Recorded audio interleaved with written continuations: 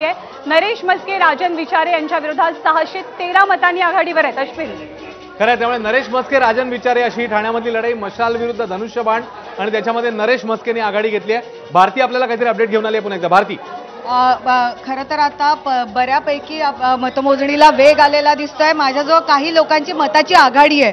अमोल कोल्हे शिरूर 9000 मतांनी आघाडीवर आहे. सांगली विशाल पाटील 7000 मतांनी आघाडीवर आहे. रक्षा खडसेंना आतापर्यंत 21790 मतं मिळाले आणि त्यांचे प्रतिस्पर्धी साधारण 14000 मतांमध्ये आहे. आणि सगळ्यात महत्त्वाचा अपडेट, संदीपान भुमरे औरंगाबादमधनं, संभाजीनगरमधनं आघाडीवर आहे. आणि एक मोठी अपडेट धाराशिवमधनं पण आली आहे. 12000 मतांनी ओमराजे निंबाळकरांनी सुद्धा आघाडी घेतली आहे. आणि तू सांगितल्याप्रमाणे संदीपान भुमरे महायुतीसाठी ही जागा सध्या ऍडव्हान्टेज मध्ये आहे.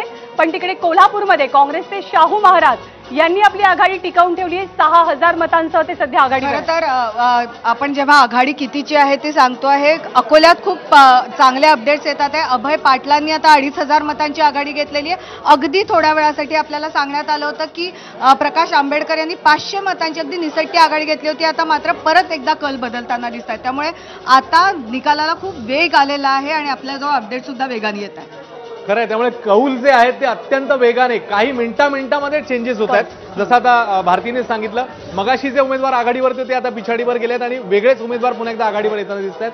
आणि सध्याची आकडेवारी 48 पैकी 42 जागांचे कल आपल्या हाती आलेत, ज्याच्यामध्ये भाजप 14, शिंदेची शिवसेना 6, अजित पवार 2, ठाकरेंची शिवसेना 7, शरद पवार 4, काँग्रेस 8, 22-19 अशी आताची स्थिती. एका जागी इतर म्हणजे विशाल पाटील आघाडीवर.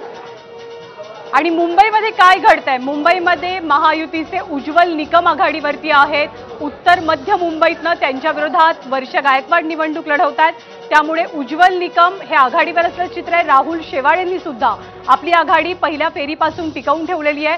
तर अमोल कीर्तीकरांची जी जागा आहे, उद्धव ठाकरेंचा पक्ष ती जागा लढवतोय. वायव्य मुंबईमधनं अमोल कीर्तीकरांनी आपली आघाडी कायम ठेवलेली आहे.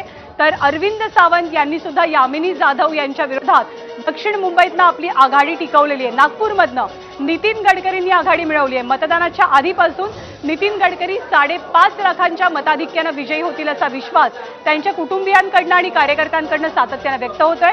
सोलापूरमध्ये सुद्धा इंटरेस्टिंग चित्र आहे. सोलापूरमध्ये राम सातपुते यांची पिछाडी आहे. आघाडीवर कोण आहेत? तर प्रणिती शिंदे आघाडीवरती आहेत.